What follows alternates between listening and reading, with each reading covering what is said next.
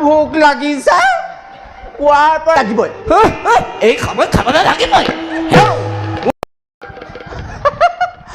খুতুৰা পৰা হ'লেও মোৰ বাবে তেওঁ পূৰ্ণিমাৰ জোন ভিতৰতে আছিলা কিবা ৰান্ধিলানে ইমান ভোক লাগিছে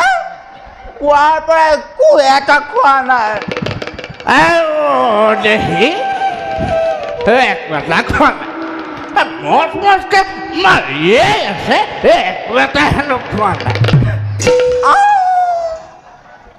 আজি আকৌ কি হ'ল হ'বলৈ আৰু কিটো আছে এই দেহাই দিনৰ দিনটো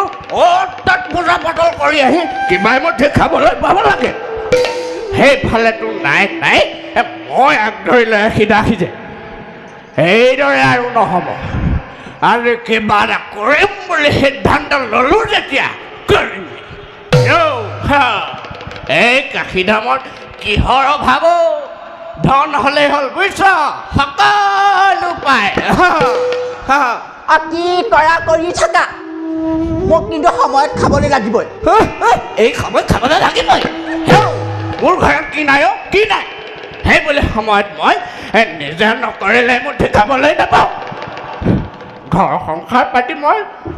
সুখমুখ নেদেখিলোঁ মই কাম কৰি খাব লাগে আকৌ থলো কাম কৰা কথা কৈ মোক জ্বলাই নল'বা মোক গোসাঁনী মই নল'লা মই ৰান্ধি দিম তুমি খাবা হ'বনে মই বৰ বেলেগ গৃহিণী এজনী পালোঁ দেই আৰু বুজিলৈহে সিদ্ধান্ত লগতে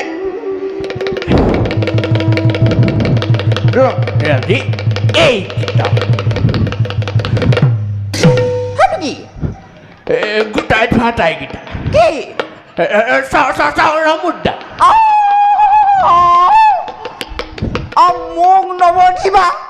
মোক নবধিবা তুমি মৰাৰ পাছত মোৰ আলৈ এঠানি হয় বুলি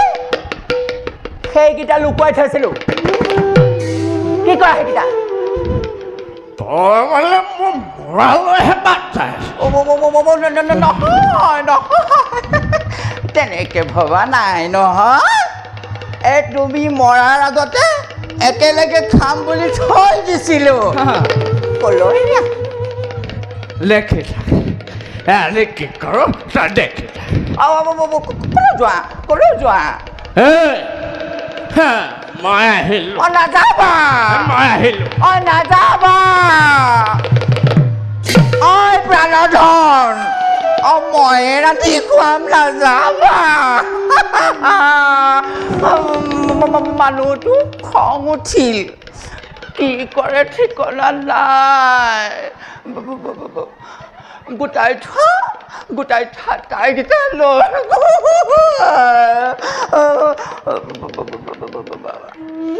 বেলেগৰ লগত